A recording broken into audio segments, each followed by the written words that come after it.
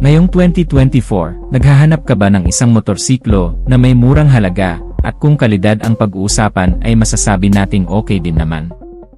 Yung tipong magagamit mo sa pang-araw-araw, pang-service sa opisina, panghatid sundo, o di kaya pang negosyo ay pwede rin at sulit din talaga. Baka makatulong sa'yo ang video na ito dahil tatalakayin natin ang isang motorsiklong scooter na masasabi nating abot kaya lang din ang presyo. Isa sa pinakamurang motor o mas mumura pa kung ikukumpara natin sa sikat at kilalang brand dito sa bansa, ang Yamaha, Honda, Suzuki at Kawasaki Motors. Bukod sa pagiging affordable ng motorsiklong ito ay sobrang tipid na rin itong kumonsumo sa gasolina at tamang-tama lang yan sa patuloy ng pagtaas pa ng presyo ng gasolina. At kung ang external looks naman ang pag-uusapan ay masasabi nating panalong-panalo ang motorsiklong scooter na ito. Pero bago pa man natin ipagpatuloy yan, kung bago ka pa lamang po dito sa aking channel, baka naman kapatid kung pwede mo maklik ang subscribe button pati na ang notification bell para naman ma-update kita palagi sa mga video na gagawin ko pa. Pagdating sa mga scooter, kilalang kilala dito sa Pilipinas ang Yamaha Inmax, Honda PCX, Yamaha Aerox, at ang Honda IDV. Sa madaling salita, Yamaha at Honda lang ang nangungunang brand dito sa Pilipinas pagdating sa mga 150cc scooter category.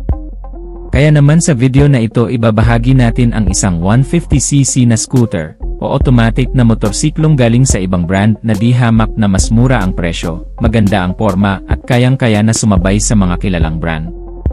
Isa sa mga bagong labas ngayon na 150cc na motorsiklong scooter, walang iba kundi ang Skygo Bolt 150. Alam natin na matagal na sa industriya ng motorsiklo ang Skygo brand dito sa Pilipinas, kaya kampante na tayo na maaasahan ang kanilang mga motorsiklo. Sila din ang nangungunang brand na agresibo sa paglabas ng mga makabago at high-tech na scooter dito sa Pilipinas ngayon. Kabilang na dyan ang Skygo KPV 150 at Skygo Lance 150 na masasabi natin na napakaangas ng hitsura at hindi tinipid ang feature. At kabilang na dyan ang tatalakayin natin ngayon, ang Skygo Bolt 150.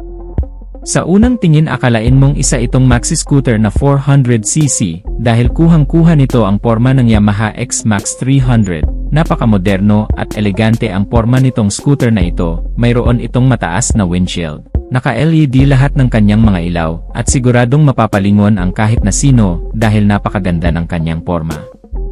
Napaka-high-tech na rin ang motorsiklong ito. Dahil ito ay equipped with smart key, o nakakeyless na po ang motorsiklo for easy access, at bukod pa dyan meron na din itong USB charging port, so pwede ka nang mag-charge dito, kapag halimbawa ay malobat ang cellphone mo sa ride. Meron na din itong bulsa sa harapan na pwede mong paglagyan ng gloves, at iba pang mga bagay na pwedeng ilagay dito sa harapan. Naka-fully digital instrument display na din ito, at napakagandang tingnan ang instrument cluster nito. Pagdating sa upuan, napakalapad nito, kaya komportable ka, kahit pa sa mahabang bayahe, at pwede mo na ring extend ang paa mo habang nagmamaneho, dahil meron itong extended footrest. So kung comfort lang ang pag-usapan ay hindi rin pahuhuli ang scooter na ito, dahil sumasabay na ito kung ano man ang uso. Pagdating sa makina nito, ito ay 149.3cc, liquid-cooled, 2 valves, single cylinder, 4-stroke, single overhead cam, fuel-injected, at ang kanyang compression ratio ay 10.6:1. At ang maximum power nito ay 12 horsepower at 8,500 RPM with a maximum torque of 11.8 Nm at 5,500 RPM. At ang maganda sa motorsiklong ito ay malaki ang kanyang fuel capacity. Pang maxi scooter din talaga dahil 13 liters. Matipid din ito sa gasolina dahil ito ay fuel injected at naka 2 valves lang naman at mababa lang ang kanyang displacement. Kumukonsumo lang ito ng 40 km per liter, kaya naman sa isang full tank nito malayong malayo na talaga ang mararating mo. Pagdating naman sa kanyang mga preno, sa harapan ay naka-disc brake, sa likuran ay naka-disc brake din. Ang kanyang mga gulong ay malalapad. Ang sukat ng kanyang gulong sa harapan ay 110/70/13, sa likod naman ay 130/70/13 at naka-tubeless na ang mga ito. Ang kanyang suspension ay naka-telescopic fork sa harapan, at naka-dual shock sa likuran, at talagang hindi nila mapagkakamalan na 150cc ang scooter na ito, dahil mukha itong Yamaha X-Max na nagkakahalaga ng 259,000 pesos. Pero pagdating sa presyo nitong Skygo Bolt 150, nagkakahalaga lang ito ng 115,000 pesos. So that's it mga ka-Wizard Moto, madami na talagang pagpipilian ng mga 150cc na available dito sa Pilipinas, at isa na nga dyan ay ang Skygo Bolt 150, napakaganda ng forma.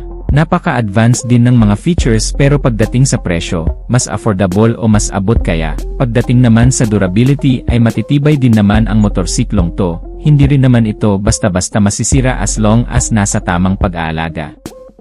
Kung ikaw ang tatanungin, kukuha ka ba sa motorsiklong scooter na ito, paki-comment mo na lang sa baba, at kung nagustuhan mo naman ang videong to, just hit like, at kung bago ka pa lang sa akin YouTube channel ay huwag kalimutang mag-subscribe. Hit mo na rin ang notification bell icon para sa mga susunod kong video ay updated ka palagi, huwag din kalimutang mag-follow sa ating Facebook page. So hanggang dito na lang muna tayo mga ka-Wizard Moto, maraming salamat sa walang sawang pagsuporta. Ride safe as always and God bless.